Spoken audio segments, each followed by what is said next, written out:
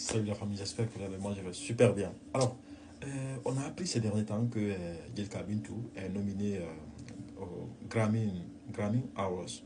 Grammy Awards, ça c'est aussi l'un des gros titres, si vous voulez, une grande récompense, souvent qui est réservée aux artistes qui sont au top. Voilà. Des artistes africains, des Américains surtout, parce que ce sont des Américains généralement qui bénéficient de ce genre de trophées. Alors, cette présélection, parce que c'est pas que il y a des gens qui font la confusion entre présélection et obtenir le trophée. Alors, présélection, c'est par exemple quand on voit l'artiste avec tout ce qu'elle a comme, si vous voulez, fans ou bien tout ce qu'elle a comme étant soutien. C'est à partir de là que on peut prendre l'artiste et on la présélection. Mais c'est pas, si vous voulez, une présélection du genre vraiment, si vous voulez, de manière familière. C'est-à-dire que on fait un qui directement, on voit que voilà, toi tu payes de l'argent pour qu'on te met là-bas. Non, c'est pas comme ça que ça marche. Généralement, c'est sur la base de beaucoup de choses qu'on présélectionne, en tout cas un artiste.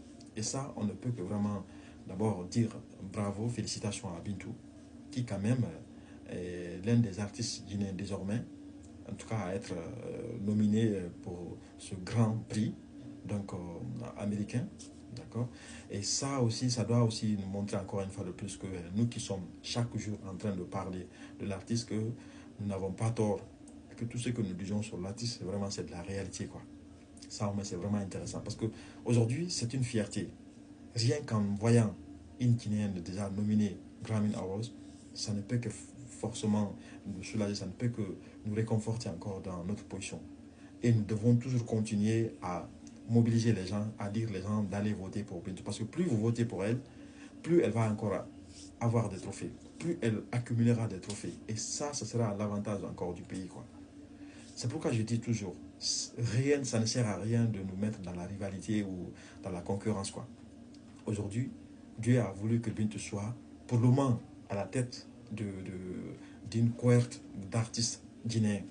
Et ça doit continuer maintenant.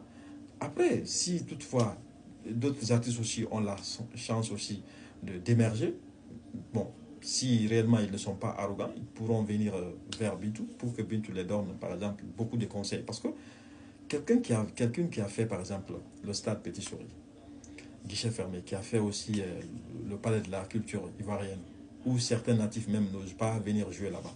Aujourd'hui, aussi au Sénégal. Donc, cet artiste, normalement, mérite du respect et considération.